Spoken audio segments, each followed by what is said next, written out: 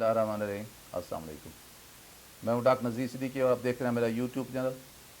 नाज़रीन किराम, पाकिस्तान और भारत अगरचे एक दूसरे के हमसाए मुल्क हैं, लेकिन इनकी दरमियान जो दुश्मनी और अदावत है वो उस नहज पर पहुँच चुकी है कि जब भारत बहुत ज़्यादा खुश होता है तो पाकिस्तान को इस पर बहुत नाखुशी होती है।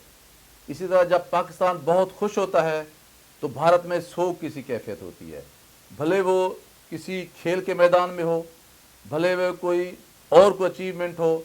बहरहाल भारत और पाकिस्तान हमेशा एक दूसरे की ज़िद होते हैं, अपोजिट साइड पे होते हैं। अब कल परसों से जो ये सेनेट में इस्लामाबाद की सीट के हवाले से हुकूमत को एक सीट के हवाले से शिकस्त हुई है और अपोजिशन को इसमें कामयाबी हुई है, इस पर भारत में बहुत ज़्यादा खुशी मनाई जा रही है। हालांकि पाकिस्तान के इलेक्शन से, सेनेट के इलेक्शन से या एक सीट के हवाले से भारत की दिलचस्पी तो समझ में आ सकती है, लेकिन यहाँ की फतह या शिकस्त से भारत का क्या सरोकार हो सकता है, उसके कौन से कौमी मफादात इसमें इन्वॉल्व हैं कि वहाँ भारतीय मीडिया को आप देख लें, बहुत ज़्यादा खुश है कि इमरान खान हार गया, इमरान खान की बस अब पंक्चर होने वाली है, वो अब वज़ीर आज़म हाउस छोड़ के जाने वाला है। तरह तरह की कल से ये सारी खबरें भारतीय मीडिया में चल रही हैं और बहुत ही खुशी मनाई जा रही है और भारतीय हुकूमत भी इसी तरह खुश है। हालांकि ना तो उन्हें PMLN से कोई ऐसी बहुत मोहब्बत है, ना ही उन्हें पीपल्स पार्टी से कोई ऐसी मोहब्बत है और ना ही जमीयत उलमा इस्लाम से कोई ऐसी मोहब्बत है।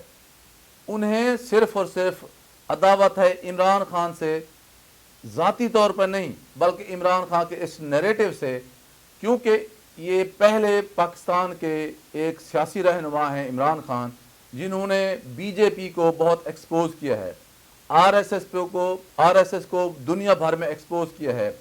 नरेंद्र मोदी का जो एक बयानिया है या उसका एक हिंदुत्व का जो एक स्टैंड है उसको इन्होंने एक्सपोज किया है और अक़वाम मुत्तहिदा के प्लेटफार्म पर खड़े होकर उन्होंने नरेंद्र मोदी को नाजी जर्मनी के साथ मिला दिया है, हिटलर के साथ मिला दिया है। और ये एक ऐसी तशबीह है जिस पर जो है पूरा मगरिब जो है वो इस बात को सुनने पर और सोचने पर मजबूर हो गया है। और अगर आप गूगल पे जाके सर्च करें तो RSS जो है ये नाजी जर्मनी या हिटलर के नज़रिए से ही इंस्पायर्ड है, इसमें कोई इबाहम नहीं है। यही वजह है कि अब जो है RSS वो इमरान खान के इस नैरेटिव को लेकर बहुत ज़्यादा इमरान खान से नफ़रत करती है।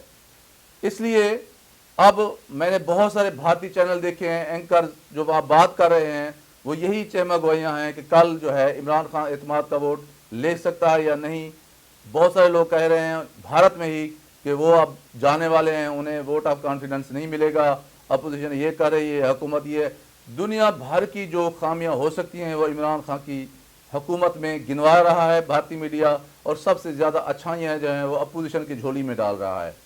अब ये पाकिस्तानी कौम के सोचने की बात है कि अपोजिशन जहाँ इस्लामाबाद की जो एक सेनेट की सीट है वो विन करने की सूरत हाल के पेश नज़र खुशियाँ मना रही है, उससे भी बहुत कहीं ज़्यादा भारतीय कौम और भारतीय मीडिया खुशियाँ मना रहा है।